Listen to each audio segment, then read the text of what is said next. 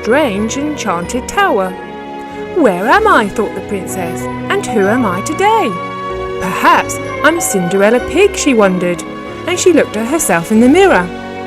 No, if I was Cinderella Pig, my dress would be in tatters. And so she decided to look out of the window for some clues. She went out onto the balcony. Oh, I must be Rapunzel Pig, she thought, because I seem to be trapped high up in an enchanted tower. Ah, so what I need to do now is to let down my hair and I will be rescued. Wait a minute, she continued. I don't have any hair. Oh dear, now I'm in a bit of a pickle. However am I going to get down? Just then, the princess heard the beating of wings and then a familiar voice. It was Prince George on his dragon. Are you okay? Asked the prince. No, not really, answered the princess. I'm trapped in this enchanted tower and I can't get out. Don't worry, I'll free you, said the prince, and he landed the dragon on the ground. The prince then walked into the tower.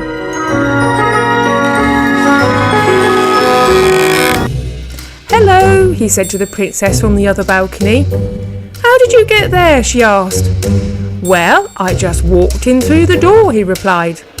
The door? She cried. Do you mean I could have left through the door?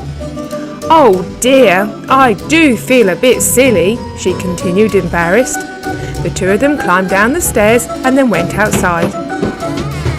Free, she said, relieved. What a lovely dragon, she continued to the prince. I really want to go home to my castle. Could I have a lift on your dragon, please? She asked.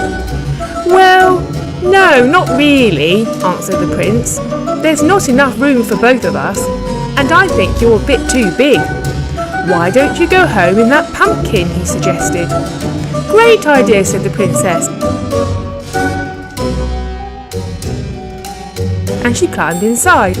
I'll see you back at the castle, he replied, and off he went.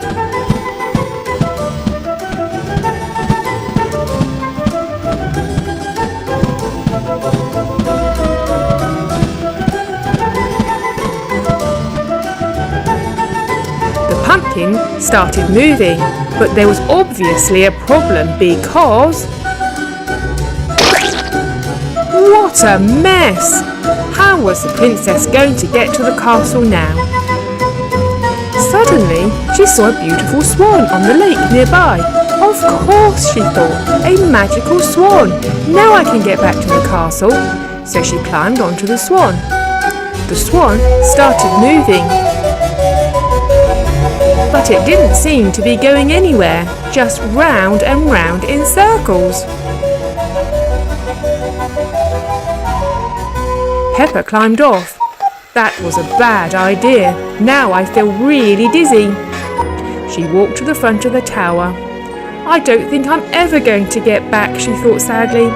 And then she said out loud, I wish I could go home.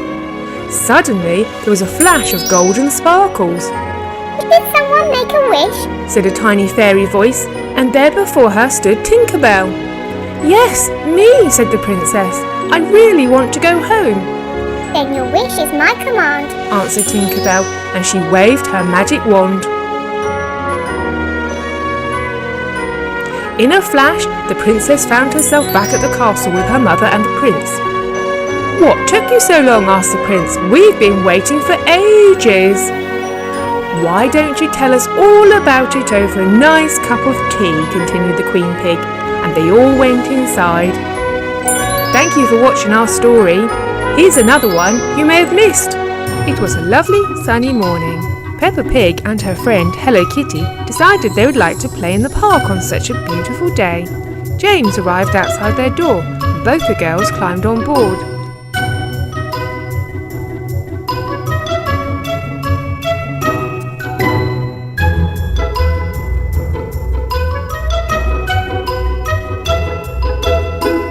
Let's go to the slide first, said Kitty excitedly. It's my favourite. OK, replied James, and he dropped them off just by it. Thank you, James, smiled Peppa as they climbed off the train. You're very welcome, answered James as he steamed off. "Hello, Pocoyo," smiled Peppa when she saw who was standing there. "Are you here with your friends?" she asked. "Yes," smiled Pocoyo.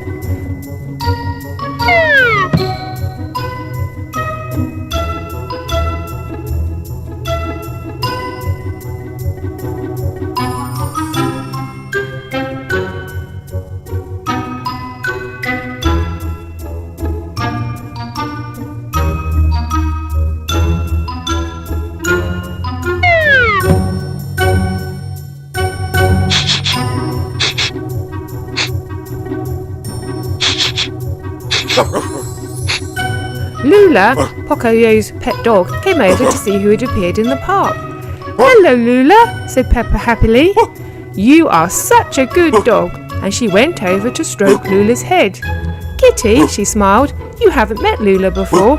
She's very friendly," and she turned around to introduce her friend. But Kitty had vanished. "Kitty," she shouted, "where are you?" But there was no answer. "She must have been frightened by Lula and gone to hide. We must find her," said Peppa a little worryingly. Pato helped by searching on the roundabout. "Have you found her?" asked Peppa. "No, she's not here," answered Pato. Ellie began to look by the swings. "Is she here?" "No, I can't see her," replied Ellie. "Oh dear, where can she be?" sighed Peppa. Just then, Lula began to bark excitedly. "I think Lula's found something," shouted Pocoyo, and they all turned to look.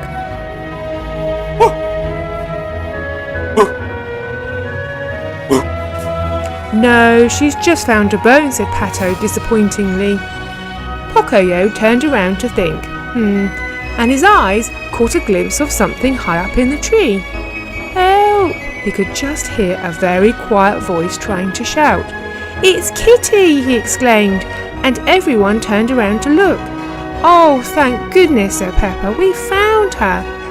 Let's help her to get down." So Pocoyo and Peppa climbed up to the treehouse. "Oh no," sighed Peppa. "She's too high. We can't reach her." "I'm so sorry," said Kitty. "I was frightened of Lula and so I hid up here. But now I can't get down." "Don't worry," shouted Ellie and Pato from down below. "We'll fetch a ladder." And off they went to search for a ladder. It didn't take them long to find one, and they soon returned. The ladder was pushed up the treehouse, and Peppa positioned it by the tree. "I'll go up," she said to Pocoyo, and she started to climb. Very soon, Kitty and Peppa were able to climb back down to safety. "It's a good idea to be wary of dogs you don't know, especially if you're a cat," smiled Peppa to Kitty. The three of them climbed down. "But you can come and meet Lula. She's very gentle."